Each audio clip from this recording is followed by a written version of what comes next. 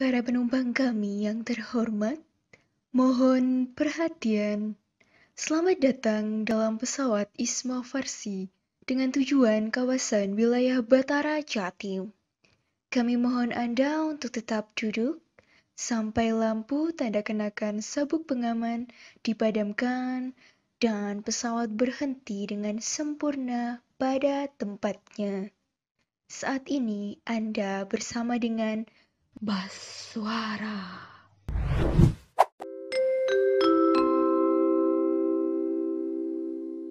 Halo kawan Baswara, selamat datang di podcast Baswara, Batara Jatim Bersuara. Bersama saya, Farmasita Nabila Cahyani sebagai tim staf ahli advokasi Batara Jatim periode 2020-2022 dan juga rekan saya. Saya Valentina Nursakana sebagai tim staf ahli kajian strategi Batara Jatim periode 2020-2022. Oke, dalam episode sebelumnya, kita sudah mengupas tuntas nih tentang bagaimana sih sistem pendidikan kefarmasian di beberapa universitas wilayah Batara Jatim. Nah, di episode kali ini kita kembali membahas tentang pendidikan kefarmasian dengan universitas yang berbeda, yang tentunya tak kalah serunya dengan universitas yang sebelumnya. Nah, kami telah kedatangan 4 orang perwakilan dari 3 perguruan tinggi di wilayah Batara Jatim nih, yang akan menemani kami dalam membahas terkait pendidikan kefarmasian di universitas masing-masing.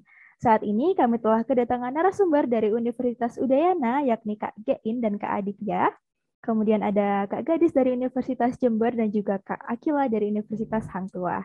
Kira-kira apakah masih banyak nih hal yang berbeda dari ketiga universitas tersebut? Kami ucapkan selamat datang buat kakak-kakak dan terima kasih banget udah mau nyempetin waktunya buat mampir di podcast Baswara ini. Saya harap kakak-kakak di sini sehat selalu dan mungkin kita juga bisa perkenalan terlebih dahulu ya Kak. Bisa juga mungkin disebutin untuk jabatannya. Baik, kita bisa mulai perkenalan dari kakak-kakak dari Udayana dulu. Halo semuanya, perkenalkan saya Aditya Putra dari Universitas Udayana. Pada periode 2022 ini, saya dipercaya oleh rekan-rekan saya di Universitas Udayana sebagai Ketua Himpunan Mahasiswa Farmasi tahun 2022. Mungkin perkenalan selanjutnya bisa dilanjutkan ke Gein. Makasih ya. Sebelumnya makasih kesempatannya. Hai semua, kenalin aku Gein dari Universitas Udayana. Aku saat ini dipercaya untuk menjadi anggotanya Bapak Ketua, menjadi anggota Himpunan Mahasiswa Farmasi dan juga menjadi staf ahli untuk kajian strategi dan advokasi perwakilan dari Universitas Udayana. Oke, terima kasih. Hai teman-teman Baswara, perkenalkan nama saya Gadis Ainhotiasari. Alhamdulillah pada periode 2022 saya dipercaya oleh rekan-rekan saya di Universitas Jember, Fakultas Farmasi untuk menjadi Ketua Badan Eksekutif Mahasiswa Fakultas Farmasi Universitas Jember. Terima kasih. Baik, hai teman-teman semua, kenalin nama aku Akila Fadia Utama, bisa dipanggil Fadia. Untuk periode 2021-2022 ini, saya menjabat sebagai Wakadif penyuluhan di Rengas. Oke, salam kenal semua kakak di sini. Semoga senantiasa sehat selalu ya. Oke, baik langsung saja nih. Mungkin kita menuju pembahasan awal nih terkait pendidikan kefarmasian. Jadi kita akan membahas tentang pendidikan kefarmasian di tiap univ. Dan Sobat Batara Jatim pastinya ingin tahu nih beberapa perbedaan dari tiap univ. Oke, silakan Valen. Ya, langsung saja mungkin dari yang pertama, bagaimana sistem pendidikan kefarmasian di kampus masing-masing. Ini juga berkaitan dengan sistem blok dan sistem SKS. Apakah di kampus masing-masing tersebut memakai sistem SKS ataupun sistem blok? Mungkin bisa dimulai dulu dari Udayana dulu. Dari Kak Aditya, boleh. Oke, baik, izin menjawab ya. Jadi, sistem pendidikan kefarmasian yang digunakan di farmasi Udayana itu sendiri yaitu menggunakan sistem SKS. Karena kami itu berada di bawah lingkungan Fakultas MIPA. Kemudian, di mana kami itu pada saat perkuliahan itu, kami diberikan paket mata kuliah wajib yang harus diambil pada setiap semesternya.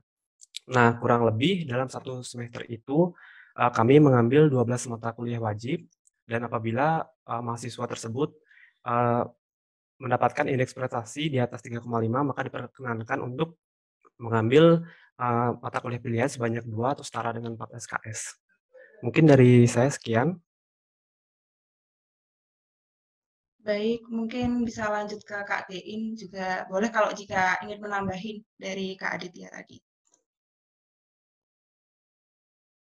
Mungkin dari aku mau nambahin sedikit, untuk SKS mata kuliah wajib itu kurang lebih ada 20 atau 19. Nah, nanti jika indeks prestasi lintas IPK-nya di atas IPS per semesternya itu di atas 3,5, itu bisa ambil mata kuliah pilihan sekitar 2 SKS atau mungkin 4 SKS, seperti itu mau dipenuhin 24 SKS. Oke, sekian. Terima kasih. Oke, lanjut lagi ke Kak Gadis dari dari UNEJ.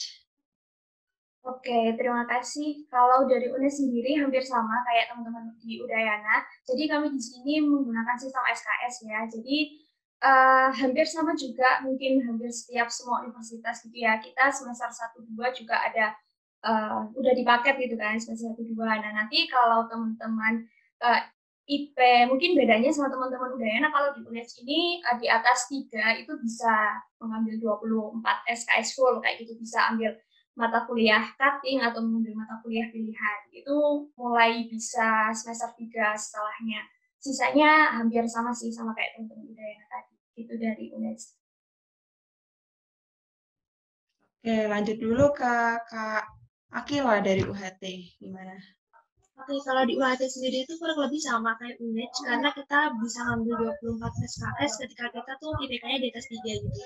Tapi kalau untuk di UHT di semester 3 saya ya, itu ada beberapa matkul yang kita pakai SKS, tapi ada juga yang pakai sistem blok kayak gitu. Kayak contohnya preskripsi itu kita pakainya sistem blok, jadi kayak beda gitu kan. Mungkin bedanya di situ aja sih kalau untuk di UHT. Oke, Kak. Mungkin aku mau tanya ya, penasaran sih tadi yang di UHT, kan tadi ada beberapa matkul yang pakai sistem blok. Nah, bedanya apa sebenarnya sama sistem mata kuliah SKS lainnya gitu? Contohnya yang tadi preskrip. Kalau misalkan sistem blok itu kita kayak lebih cepat gimana ya Kak? Kayak kalau sistem blok itu ketika kita misalkan setiap 3 blok selesai itu kita langsung diadakan ujian gitu Kak. Jadi kan kalau misalkan kayak sistem SKS gitu kan kita nunggu full dulu gitu, baru kita ujian di akhir. Tapi kalau sistem blok itu enggak, kita ketika udah beberapa blok selesai, sekitar 3 blok itu selesai, kita langsung diadakan ujian gitu Kak, langsung ujian, jadi nggak nunggu di akhir gitu. Seperti itu Kak mungkin bedanya. Oke, satu blok itu biasanya isinya apa? Kayak 3 bab atau seperti apa gitu? Enggak, kayak sistemnya tuh kayak materi juga sih Kak sebenarnya, tapi kayak misalkan satu blok itu materi apa, terus blok 2 itu materi apa kayak gitu, dan setiap 3 blok itu kita diujikan gitu. Jadi yang sistem blok di semester saya ya itu tuh preskripsi sama praktikumnya gitu. Jadi kita ikutnya sistem blok gitu. Tapi untuk yang lain kita sama. Oke, oke, oke. Terima kasih. Oke. Berarti intinya kalau dari sistem pendidikan kefarmasiannya sendiri, sebenarnya kurang lebih nggak ada perbedaan ya dari ketiga univ di sini. Cuman mungkin seperti UHT ada satu matkul yang dia menggunakan sistem blok gitu ya. Oke. Jadi kita sudah menemukan sedikit perbedaannya di sini. Nah, oke kita next ya. Jadi apakah ada ranah khusus nih terkait pendidikan kefarmasian di kampus kakak-kakak sekalian gitu? Misalnya lebih ke farmasi klinis atau lebih ke bahan alam, industri dan lain sebagainya nih. Mungkin aku kasih contoh ya, kalau di universitasku sendiri, di Universitas Brawijaya itu arahnya lebih ke farmasi klinis komunitas. Nah, seperti itu. Nah, kalau dari kakak sekalian nih, apakah ada ranah khusus seperti itu? Dan mungkin aku juga tanya satu pertanyaan lagi, setujukah kakak kalau semisal nantinya di kemudian hari itu terdapat penjurusan pada bidang-bidang kefarmasian kayak farmasi klinis, industri, dan lain-lain? Silakan, mungkin dari Kak Gadis dulu, silakan. Oke, terima kasih. Mungkin kalau lebih ke spesifik yang benar-benar kayak misalkan Fakultas Farmasi UNED ini lebih ke suatu A, itu nggak secara langsung diberitahu gitu sih. Cuman kalau saya mendapat informasi dari Bapak Ibu dosen atau yang lainnya itu, kalau di Farmasi UNED itu lebih ke bahan alam. Karena mungkin ada beberapa mata kuliah itu menurut beliau itu ada di UNED itu lebih ke bahan alam kayak gitu. Jadi memang kan kalau awalnya kalau di UNED itu emang universitasnya itu kayak mengusung ini sih kan terkenal banget sama fakultas pertaniannya juga kan. Terus habis itu farmasinya ke lebih ke bahan alam. Jadi kayak sejalan aja gitu. Iya, kalau di fakultas farmasi kita lebih ke bahan alam gitu, Kak. Oke, oke. Nah, mungkin karena pertanyaan tadi ya. Kalau semisal nih di S1 itu kita ada penjurusan tuh, kira-kira setuju nggak? Kalau saya pribadi itu antara setuju nggak setuju sih ya, tapi lebih ke setujunya gitu. Karena apa? Kalau saya melihat, kalau misalkan saya setuju itu mungkin karena kan kita tahu ya pendidikan farmasi itu luas banget ya. Maksudnya kayak di industri iya, di BPOM iya, di formasi komunitas klinis juga iya. Nah, menurut saya kalau lebih baik memang dari awal itu dijurusin gitu. Teman-teman ini lebih minat kemana sih kayak gitu. Jadi nggak terlalu yang kita kan benar-benar kayak kuliah itu mungkin ya satu hari itu kita habis ke klinis tiba-tiba ke bahan alam terus habis itu ke farmaseutika gitu kan. Jadi kayak terlalu luas banget. Nah, tapi ada suatu sisi saya mikirnya itu mungkin kita nantinya waktu profesi apoteker kita juga perlu suatu kompetensi yang dimana kita juga harus tahu gitu. Kita kan juga istilahnya orang yang buat obat gitu ya. Kalau misalkan kita pure industri gitu, cara bikin obat dan lain-lainnya, tapi kita nggak ngerti secara klinis, secara biomedisnya obat ini tuh seperti apa. Nah, jadi menurut saya mungkin di semester-semester pertama itu perlulah semua, bukan semua ya, ada mata kuliah wajib yang benar-benar harus seorang apoteker kompetensi seorang apoteker tahu, tapi mungkin di semester lebih lanjut itu langsung aja dijurusin teman-teman ini pengennya ke klinis kah atau ke industri, mungkin kayak gitu kalau dari saya, Kak. Oke, oke. Sebenarnya emang sebuah kenyataan ya kalau farmasi itu luas banget sih ya. Jadi pusing karena yang dipikir benar-benar dari bahan eksipiennya sampai gimana acceptable-nya ke masyarakat. Oke, mungkin next dulu ya ke kakak-kakak dari Udayana, mungkin dari Kak Gein atau Kak Adit, silakan. Mungkin berpendapat juga. Aku dulu deh ngasih pendapat. Kalau di Udayana sendiri itu ranahnya itu memang bahan alam, sama-sama UNED. Jadi kita di Udayana itu udah ada, eh, kita nggak bilangnya penjurusan sih ya, kita bilangnya itu KK gitu, kayak kompetensi keahlian ya. Jadi nanti di semester 5 kita itu milih salah satu KK itu. Jadi kita ada di Udayana ada 4, ada teknologi farmasi, ada kimia farmasi, ada bahan alam, ada farmasi bahan alam, sama ada klinis. Nah, nanti semester 5 itu kita pilih antara itu. Tapi semua misalnya kayak PKM atau tugas akhir itu tetap mengacu ke bahan alam. Misalnya kalau misalnya kita mau kita di klinis gitu, mau tetap mengacu ke bahan alam, ya kita misalnya uji efektivitas dari satu tanaman atau dari satu senyawa yang didapat dari tanaman seperti itu. Karena memang di Udayana itu dia lebih ingin mengenalkan tentang usada Bali-nya gitu. Jadi di pengobatan tradisional dari Bali. Sih dari Udayana. Oh, oke, oke. Jadi aku baru tahu sih kalau ada pengobatan tradisional dari Bali tadi namanya Usada Bali. Usada Bali itu semacam jamu gitu atau beda ya? Beda ya? Mirip sih, terlihat seperti jamu, cuman mungkin kalau jamu itu kan dari beberapa mana ya bedanya ya. Kalau misalnya Usada Bali itu dia satu tanaman itu bisa digunakan dalam beberapa gitu. Kalau jamu itu kan udah pasti ada takarannya. Tapi aku nggak tahu sih ya kalau jamu yang di Jawa tuh kayak gimana. Kayak apakah dia harus kayak gitu? Misalnya kayak jamu kunyit, apakah harus dengan kunyit aja atau boleh dicampur-campur gitu? Tapi kalau udah ada Bali itu lebih ke bahannya gitu, bukan ke prosesnya. Oke, oke, menarik nih. Nah, sekarang kalau next tentang apakah setuju apabila di S1 itu dijuruskan, mungkin dari Kak Adit atau Kak Gein. Mungkin Kak Adit kali ya, biar gantian. Oke, aku izin jawab ya. Jadi terkait setuju atau nggak setuju, nantinya apabila terdapat penjurusan pada bidang kefarmasian, dari pendapat saya sendiri itu sebenarnya masih agak bimbang sih antara setuju atau tak setuju, tapi lebih ke setuju. Tapi kalau misalnya uh, penjurusan ini itu perlu dipertimbangkan lagi, khususnya kalau misalnya diterapin di wilayah Bali. Menurutku penerapan penjurusan bidang kefarmasian ini itu kurang cocok diterapin di perguruan tinggi farmasi yang ada di wilayah Bali. Itu tuh karena kebutuhan tenaga kefarmasian di bidang klinis itu lebih diperlukan berdasarkan pemaparan dosen yang sebelumnya sudah dipaparkan pada saat perkuliahan.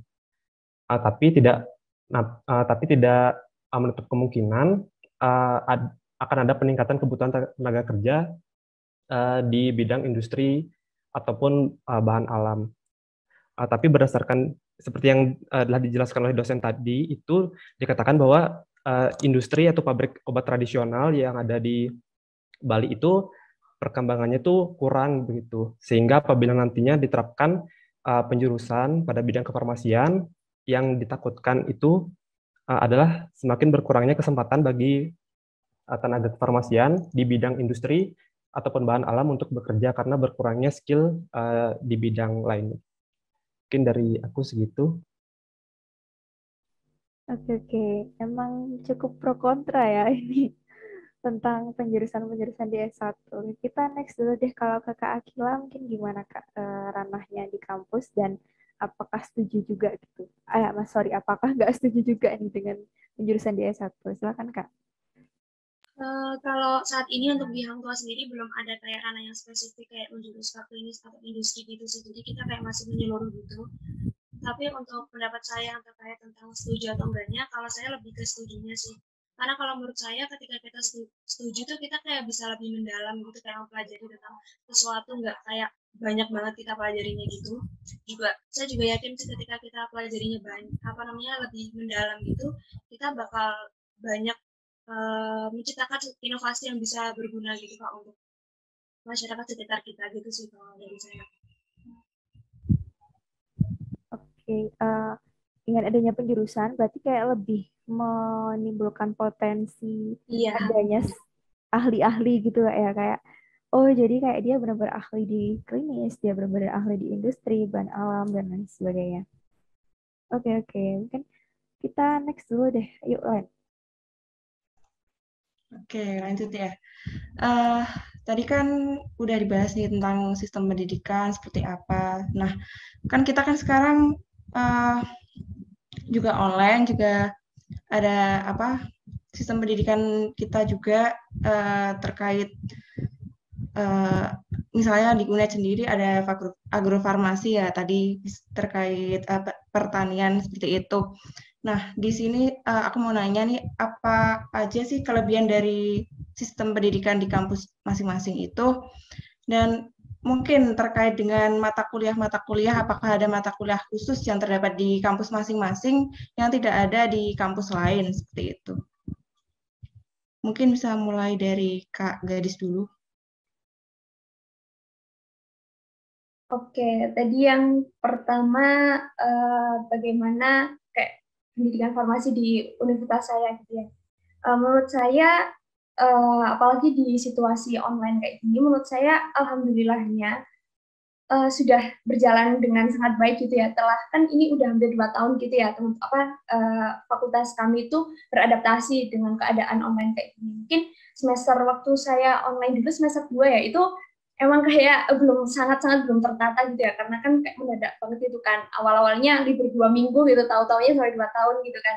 Nah, setelah mungkin beliau-beliau ini mempersiapkan dengan sangat matang, alhamdulillah 1,5 tahun ini berjalan dengan sangat udah sangat lancar gitu. Menurut saya malah yang saya dapatkan waktu offline dan online ini nggak lebih sih, udah sama gitu. Nah, kan kelebihannya ya kalau kita online itu kan biasanya kita rekam gitu kan, video pembelajarannya itu malah bisa diputar-putar balik gitu.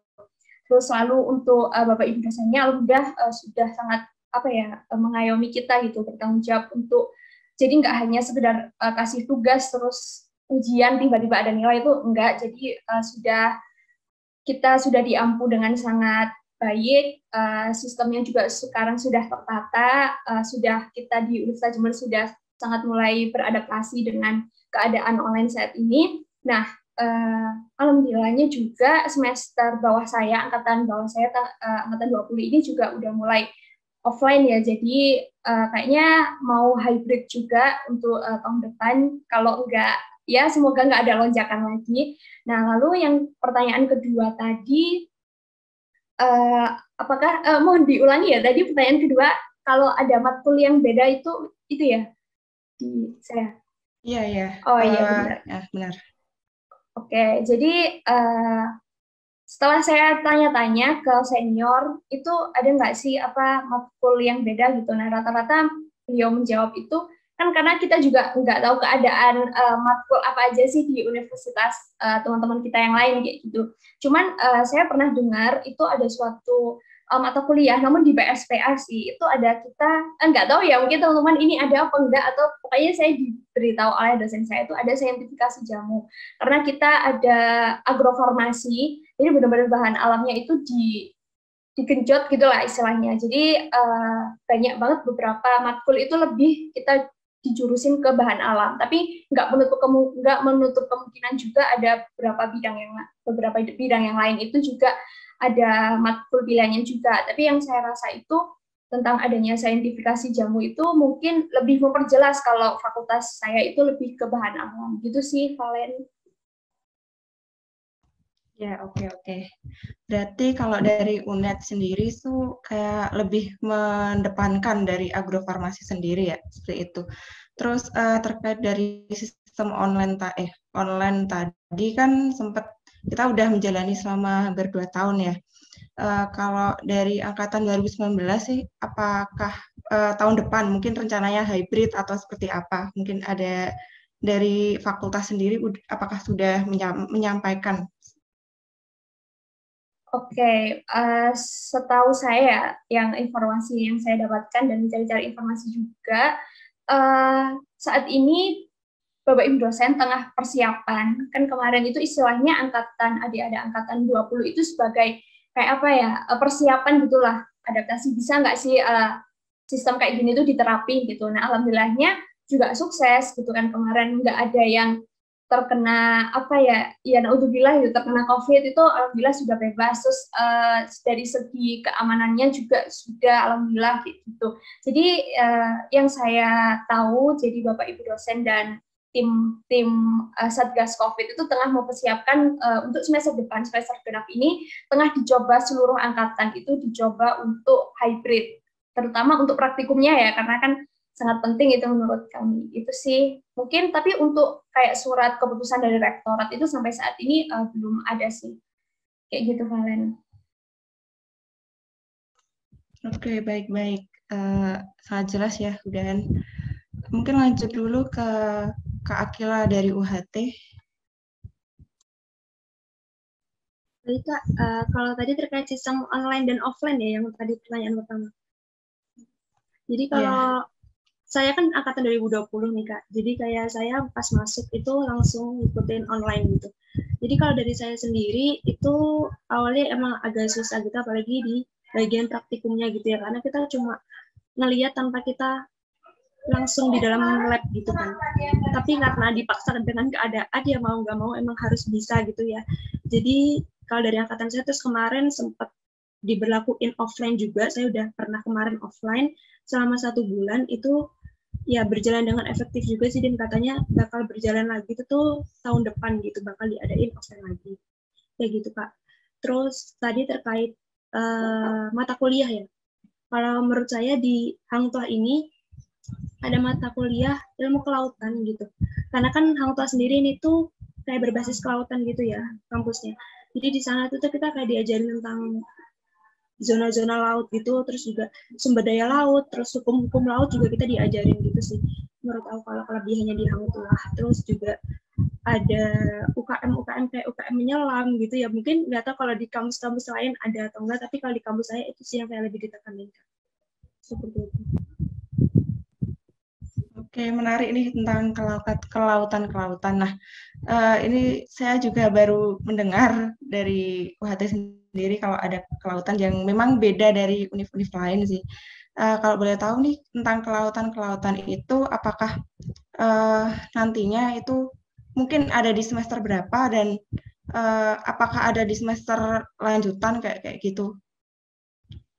Kalau ilmu kelautan sendiri itu diperkenalin waktu kita semester 1, Kak. Jadi kayak lebih ke pengenalan kampus gitu. Jadi kayak dikenalin kampus kita tuh ini loh kampus kita tuh di bidang kelautan gitu. Jadi kayak benar-benar dikasih tahu kampus kita ini sebenarnya kelebihannya apa sih gitu waktu semester 1. Dan itu masuk ke mata kuliah wajib juga sih. Oke, berarti jadi basic atau dasar lah buat pengenalan seperti itu ya. Oke, kalau dari UHT sendiri rencana tahun depan itu mau seperti apa ya? Kayak mohon maaf semester depan ya, berarti mau hybrid kah? Apa masih online seperti itu? Dari angkatan 20 atau 19? Kalau misalkan rencananya ya ini masih rencana, katanya sih diberlakukan sama seperti kemarin saya offline. Jadi kayak sekitar satu ruangan praktikum itu cuma diisi kayak sekitar 15 orang itu maksimal. Jadi kayak ada pergantian jam gitu, Pak. Jadi dan itu pun waktu kemarin saya belum semuanya praktikum yang di offline gitu, kayak baru mencoba beberapa matkul yang harus di offline kan gitu, dan ternyata berjalan lancar. Oke, berarti hampir sama ya kayak di UNED kemarin itu memang sudah semua matkul sih yang di offline kan, cuman dipilih dari beberapa materi, dari materi-materi yang krusial kayak terlihat buat semester depannya itu masih digunakan dan masih memang berguna bagi kayak buat ujian OSCE kayak gitu juga. Mungkin lanjut dulu ke Kak Gekin atau Kak Aditya dari Universitas Udayana. Oke, mungkin aku dulu ya terkait dengan pembelajaran online itu di Udayana karena angkatan 19 kan jadi pernah offline juga kan. Nah, kalau menurut pribadi sih antara pembelajaran online sama offline di Universitas Udayana tuh udah hampir setara sih. Cara mengajarnya itu sudah hampir sama. Terus kita juga nggak yang dengerin orang ngasih tutorial video gitu doang, dosennya ngasih tutorial video itu nggak gitu banget.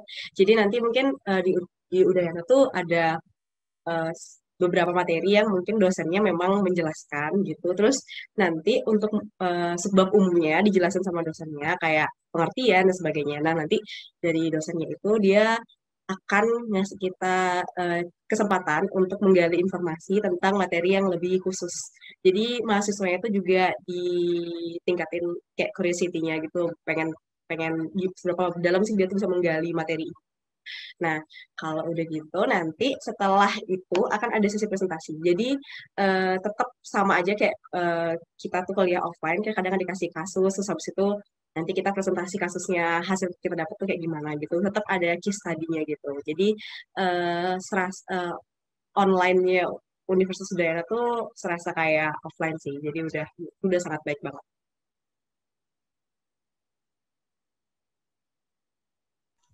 Oke, kemudian boleh lanjut ke Kak Adit. Oke, aku izin jawab ya terkait dengan mata kuliah khusus yang terdapat di kampus kita gitu ya. Jadi di Udayana sendiri itu ada mata kuliah yang namanya itu IPE atau Interprofessional Education, di mana IPE ini merupakan mata kuliah untuk mengkolaborasikan mahasiswa di bidang kesehatan seperti farmasi, kedokteran gigi, keperawatan, psikologi, fisioterapi, dan ilmu kesehatan masyarakat. Nah, selain IPE itu ada juga mata kuliah standarisasi bahan baku herbal, karena kami juga sempat menanyakan kepada universitas lain, yaitu Universitas Surabaya kalau nggak salah, dikatakan bahwa mereka tidak mendapatkan mata kuliah ini. Selain itu juga ada juga nih di kampus lain itu mereka beberapa matkul itu ada yang mereka belum dapat, padahal di UNUT itu sudah dapat. Mungkin segitu sih dari aku. Oke, menarik nih IPE. Dari podcast kemarin tuh juga ada dari UB ya, UB sama UNER itu juga menerapkan IPE, juga terdapat juga sih beberapa perbedaan di tiap-tiap univ itu juga. Oke. Sebenarnya aku pengen tanya dulu sih tentang yang IPE-nya Udayana, karena kan aku dari UB ya, juga ada sih semacam IPE. Cuman bukan berupa matkul yang jelas IPE gitu sih seingatku. Nah, kalau IPE-nya Udayana tuh kayak gimana ya? Kan kalau nggak salah dari FMIPA kan ini ya farmasinya Udayana, bener ya? Nah iya, kalau UB kan farmasinya masuk FK ya, jadi kita kalau misal menjalankan kolaborasi itu ya antar semua prodi di FK, ada perawat, gizi, bidan, dokter gitu, farmasi. Nah, kalau Udayana itu gimana ya sistemnya IPE-nya di sana? Mungkin aku aja ya. Jadi kalau IPE-nya Udayana memang kita sendiri yang dari Fakultas MIPA gitu. Jadi yang lain itu semuanya dari kedokteran. Jadi kedokteran itu sebenarnya mata kuliah yang ada di kedokteran. Tapi karena kita farmasi itu juga salah satu nanti akan jadi tenaga medis yang nanti akan bekerja sama dengan tenaga medis lain di rumah sakit atau mungkin nanti di tempat kerja. Jadinya kita diajak gitu ikut di IPE itu. Itu sih kalau misalnya. Tapi kalau menurut saya itu sistemnya IPE itu udah sangat jelas itu. Jadi kita kemarin itu kita ada IPE ketiga ini ya. Jadi udah beberapa semester ketemu IPE. Aku nggak tahu sih mungkin di UB IPE-nya berapa semester. Apakah sama ada 4 atau 5 gitu atau berapa semester? Aku juga nggak tahu. Tapi di Udayana itu sekarang baru sampai IPE 3. Katanya sih semester depan ada lagi. Nah, IPE itu yang semester 1 sama semester yang IPE 1 sama IPE 2 itu lebih ke pengenalan materi, gimana cara dikasih case study gitu, cuman itu tuh solvingnya dari grup yang isinya tuh dari berbagai dari tenaga medis gitu. Jadi ada satu yang farmasi, ada satu yang kedokteran kayak gitu. Jadi biar sudut pandang dari penyelesaian masalahnya itu ada dari berbagai sudut pandang gitu, nggak cuma dari satu aja referensi aja gitu. Diajarin juga gimana sih sampai batasan mana kita tuh bisa menyelesaikan case gitu. Misalnya kita kan kerjanya sama dokter gitu. Sampai mana sih kita bisa ngasih saran di case biar kita tuh tidak mengambil pekerjaannya dokter seperti itu. Jadi di situ kita diajarin gimana caranya kolaborasi biar nggak nanti ke depannya tuh nggak cekcok gitu lah di rumah sakit berebut apa ya, kerjaan gitu. Itu sih kalau itu udah enak. Oke. Berarti ada tahapan-tahapan gitu ya. Oke, kalau di UB hanya ada di satu semester sih yang sistemnya seperti IPE seperti itu. Dan nggak bertahap-tahap juga sih kayak di Udayana. Oke, jadi mungkin perbedaannya di situ ya. Oke, mungkin buat next, aku mau tanya nih tentang PSPA, tentang program studi profesi apoteker. Jadi, kan mungkin nggak semua univ ya udah ada PSPA-nya gitu. Nah, kalau semisal di kampusnya kakak-kakak sekalian belum ada PSPA, itu nanti gimana dengan lulusan mahasiswa S1-nya sendiri? Dan kalau semisal sudah ada PSPA, gimana tuh? Apakah dari mahasiswanya itu bisa langsung masuk ke PSPA di univ tersebut tanpa ujian atau harus tetap mengikuti ujian seleksi seperti yang mahasiswa dari univ lain mau masukin kayak gitu? Oke, mungkin aku penasaran dari Udayana dulu deh.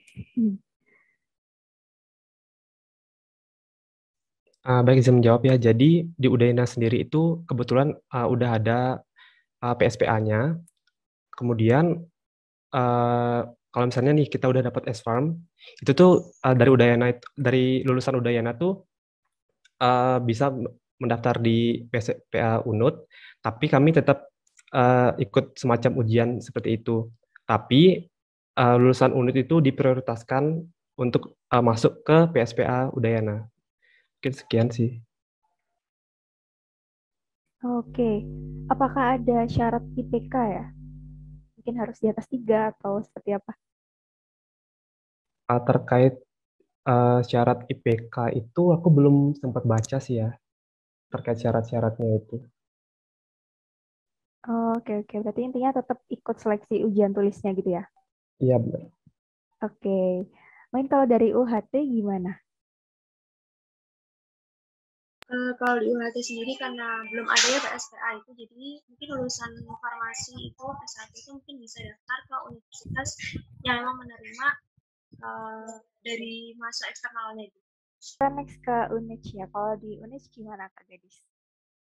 Oke, kalau di UNED sendiri sama kayak teman-teman Udayana, kita sudah alhamdulillah sudah ada PSPA gitu.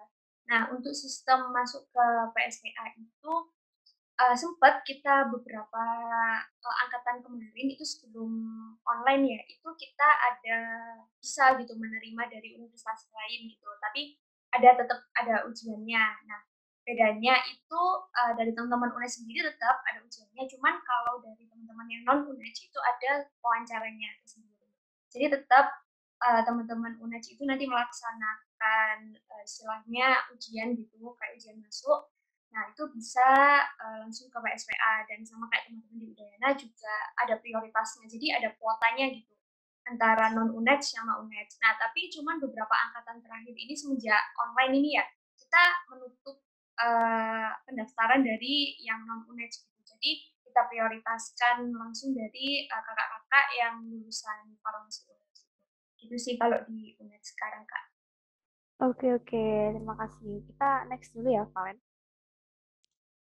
Oke, kan tadi kita udah berbincang-bincang nih tentang pendidikan kefarmasian. Nah, kita di sini mau kakak semuanya untuk apakah ada pesan dari kakak-kakak untuk mahasiswa farmasi di tengah situasi pandemi seperti saat ini yang kita udah menjalaninya hampir ini 3 tahun ya, berarti besok tahun baru itu, seperti itu. Apakah ada pesan? Baik, mungkin dimulai dari Kak Gadis dulu ya, dari UNED. Oke, terima kasih. Mungkin pesan buat teman-teman dan juga mungkin sebagai pesan saya buat saya sendiri ya. Di dalam pandemi ini, kan kita juga sudah hampir 2 tahun lebih gitu menghadapi pandemi ini. Nah, kan kita juga pasti universitas teman-teman juga sudah mempersiapkan dengan bagaimana sih caranya meskipun kita online, kita belajar di rumah itu materi atau ilmu yang kita dapatkan itu sama kayak kita waktu di offline kayak gitu. Jadi mungkin pesan buat teman-teman dan pesan buat saya juga nantinya tetap semangat sih untuk menghadapi ujian-ujian ke depannya, menghadapi perkuliahan ke depannya kayak gitu. Apalagi sekarang profesi apoteker menurut saya ya orang-orang harus diisi orang-orang yang sangat kompeten gitu. Jadi kalau misalkan kita perkuliahannya juga ya pokoknya kuliah-kuliah aja ya, nanti kedepannya juga seperti apa. Jadi ya tetap semangat aja sih, tetap ingat tujuan kita kedepannya sebagai apoteker itu nanti seperti apa, buat memotivasi kita kayak gitu sih, Valen. Ya, Kak, terima kasih juga. Mungkin next lanjut ke Kak Akila dari UHT. Ya mungkin pesan dari saya kurang lebih sama, tetap semangat belajarnya karena di masa pandemi ini nggak ada yang motivasi buat kita sendiri selain diri kita sendiri ya. Jadi tetap belajar, terus lihat dan semangat kerjaan tugas-tugas selama daringnya juga. Oke, lanjut ke Kak Tikin dulu dari Udayana. Mungkin dari aku kurang lebih sama ya. Ya semangat aja, pokoknya tetap semangat. Apalagi kan sekarang apa-apa kuliah kan berasa sendiri banget, kuliah di rumah tuh berasa sendiri banget, nggak kayak kuliah offline yang ketemu temen, jadi ya kayak ada semangat lebih gitu. Jadi ya semoga kedepannya tuh nanti tetap bisa bertahan di semangat yang sama kayak di semangat waktu di offline. Terima kasih. Oke, baik. Terima kasih juga. Lanjut lagi ke Kak Adit dari Udayana. Baik, terkait pesan untuk mahasiswa farmasi dan saya juga dalam menempuh pendidikan kefarmasian di situasi pandemi ini, pesannya sih dikit aja, tetap semangat intinya dalam mengikuti seperti perkuliahan, praktikum, dan organisasi tentunya. Karena seperti yang kita ketahui, kalau kita agak semangat dalam mengisi diri dengan ilmu-ilmu, yang dalam hal ini itu ilmu kefarmasian, maka nantinya diri kita sendiri yang akan rugi. Terlebih nanti apabila kita telah mendapatkan gelar S-Pharm, itu kan kita akan melanjutkan ke jenjang selanjutnya yaitu apoteker. Nah, di apoteker itu kan kalau misalnya kita mau lulus itu kan ada OSCE itu, atau ya bisa aja kita bilang namanya itu UKAI. Nah, maka dari itu saya berpesan kepada teman-teman Siftas Farmasi sekalian, meskipun kita masih berada di situasi pandemi seperti saat ini, saya harap teman-teman tidak mengurangi semangat dalam menjalani perkuliahan.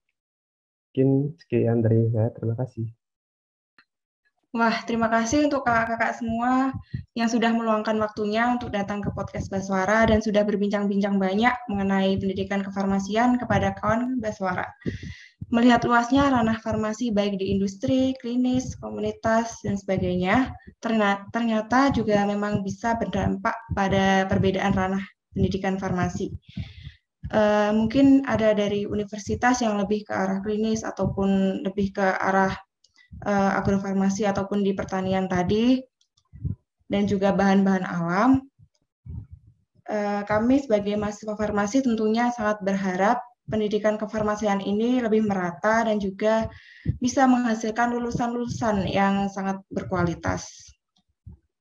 Oke. Nah, untuk kawan Baswara, jangan lupa untuk follow Instagram @ismafarsi_Batara_Jatim dan juga nyalakan notifikasinya untuk mendapatkan informasi terbaru dari kami. Sekian dari kami, sampai jumpa di episode selanjutnya. Terima kasih telah mengudara bersama kami, kawan Baswara. Terima kasih telah mengudara bersama kami. Sampai jumpa di lain kesempatan dengan Baswara selanjutnya.